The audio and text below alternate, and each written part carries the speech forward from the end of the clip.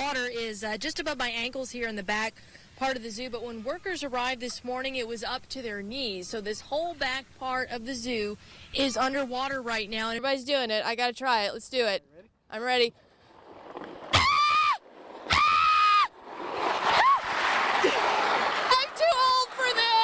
What's left of those two cruisers. You see, it's not very much. Everything inside of these cars, it's all melted. Local 15's Andrea Ramey was there on the scene as the FBI arrived. Andrea?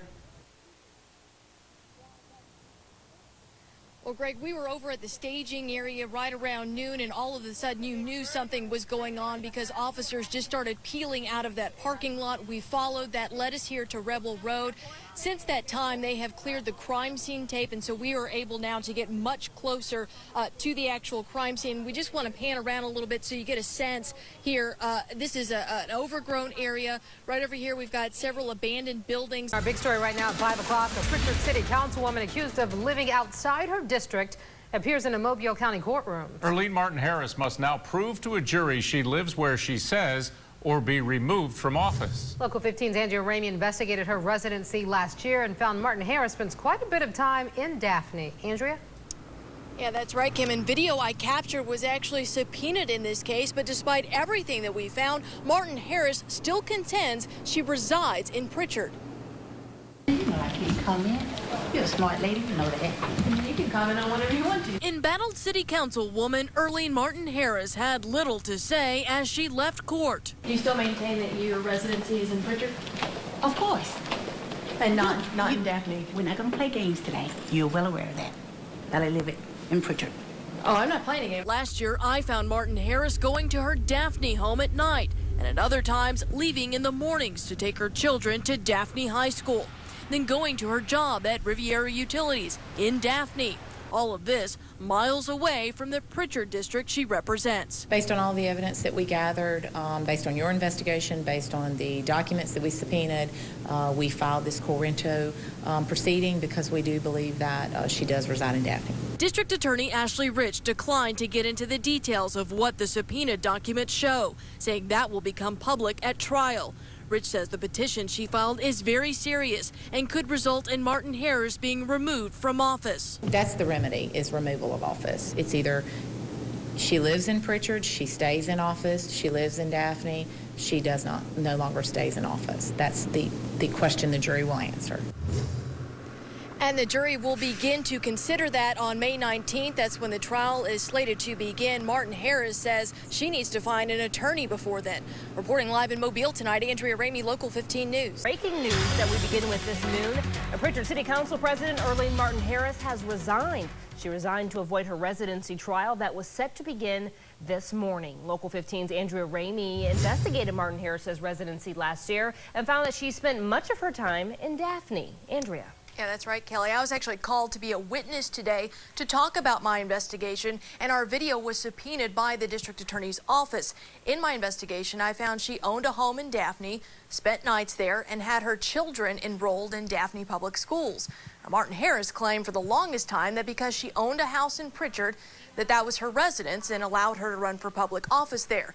Today, after she resigned to avoid having a jury decide that, she was allowed to slip out the back of the courthouse, was not forced to go out of the public entrance like almost all defendants do, so we were not able to get a comment right after court, and she has not called me back. Now, I did speak with some citizens afterward to get their reaction. To be honest, I think it was fraud. I really do. Do you think she should pay that money back? I think she should pay every dime of it back. Now, she's talking about Martin Harris's salary as a city councilwoman. Pritchard City Attorney Jerome Carter says there has been no discussion of that yet. Right now, he is reviewing what the next course of action should be. Mayor Troy Ephraim says he's almost sure there will have to be a special election. Live in the newsroom, Andrea Ramey, Local 15 News. These doors don't get much use throughout the day. That's because lately, on average, just 6 patients visit the Mobile County Commission Employee Health Center daily. Very few employees will actually use it. Compare that to Dr. O's urgent care on Airport Boulevard. We might see 40, 50, 60 patients a day. In the summer. In the summer. In the winter months, when more people are sick, he sometimes sees 90 people a day. That's almost how many patients went to the county clinic the entire month of December. So with these numbers in the private sector, what would happen? Fail. It would be terrible. We wouldn't be able to stay open. In the 2012-2013 fiscal year, taxpayers spent $555,000 to keep this clinic open, much of that paying for infirmary health staff. And while it's costing you, it's costing employees nothing. That's one of the biggest benefits to coming to this clinic, is that there is no copay, but it's costing taxpayers roughly $330 per office visit. The no copay is really helpful. And I don't get a bill afterwards from the doctor, because normally if I go to the doctor, I would receive a bill a few weeks later. That's one of the few little benefits I think we've picked up over the last 4 or 5 years. The county workers who do use the clinic say the low turnout is actually a positive for them. I don't have to wait long at all. Not much of a wait at all compared to your regular doctors. Are there any other people there at all when you go? Rarely. You would be like the only patient. Exactly. We need that money in other places. Mobile County Commissioner Jerry Carl says he would like to take the money from the clinic and use it to pay for worker raises. Employees that were hired at the bottom scale 7 years ago are still making that same amount of money.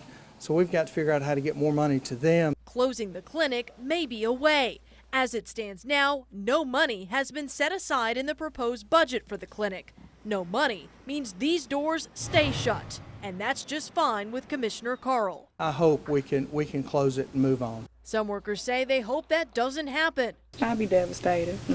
Soon the commission will decide if taxpayers will continue to pay for this perk. I combed through nearly 19,000 unpaid tickets and found lawyers, former elected leaders, and current ones too, who owe. If you don't cough up enough coin, it could cost you. Records show thousands of people owe the city of Mobile for parking tickets, most of which are written in the downtown area. People like Brenda Nemanga, who owes $900, or Ray Richardson, who owes $860. We weren't able to track either one down, and neither has the city. Why is it a problem to collect this money? We've got people that get 2 and 3 letters and they just don't respond, they don't send their money in. Records also show past elected leaders like former Mayor Mike Dow had unpaid tickets, as well as current elected leaders too. Were you aware that you have an unpaid parking ticket, $20? Really? Well, I'll make sure that I take care of an unpaid parking ticket. You incurred a $20 ticket, according to the records. Well, then the city needs to do a better job of notifying folks who are offenders, because I had no idea that I had that ticket. In total, $919,000 is owed to the city from unpaid tickets in the past 5 years. That's the equivalent of 29 brand new police cars, 2 fire trucks, or paying 22 police officers or firefighters for 1 year. We've got a lot of opportunity for improvement. Planning and Development Director Diane Irby admits the city needs to do a better job with collection and even identifying the people who owe. Records that are maintained by third-party company Central Parking show nearly $460,000 is owed from drivers where there is no name on file, and another $11,000 is owed from drivers of rental cars. In fact, the city even owes itself $580. We ourselves and a lot of other groups too. It's that balance. How much time and energy can we put into those uncollectibles, or what do we do to try to do better going forward? Irby, who was appointed in January, says only recently has she been looking into this issue and says it will be something her department addresses.